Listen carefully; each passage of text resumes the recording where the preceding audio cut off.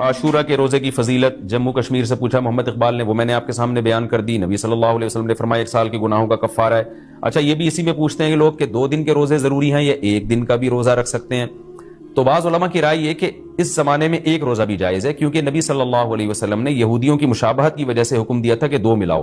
اب یہودی یہ روزہ نہیں رکھتے، جو ہمیں جہاں تک نالج ہے، تو اب چونکہ وہ رکھتے ہی نہیں ہیں، لہذا اب 1 روزہ بھی اگر کوئی رکھ لے تو بھی ٹھیک ہے، 2 اچھا ہے، نہیں رکھا جاتا تو 1 بھی رکھ لے تو بھی امید ہے انشاءاللہ ثواب ملے گا۔ اچھا یہ بھی ایک سوال پوچھتے ہیں لوگ کہ جیسے بھائی نے پوچھا کہ 2 یعنی قضا روزے کی نیت کرنا، خوب سمجھ لیں جن دنوں کا بھی کوئی فضیلت ہے نا روزہ رکھنے کی، جیسے پیر جمعرات کے روزے کی فضیلت ہے، ایام 20 کے روزے کی فضیلت ہے، اسی طرح 10 محرم کے روزے کی فضیلت ہے، اسی طرح 9 ذی الحجہ کے روزے کی فضیلت ہے، ان میں آپ قضا کی نیت نہیں کر سکتے۔ اگر قضا روزے کی نیت کی تو قضا روزے کا ثواب ملے گا، اس دن کے ثواب سے آپ محروم ہو جائیں گے، خوب سمجھ لیں۔ شوال کے 6 روزوں میں بھی ایسا ہی ہے۔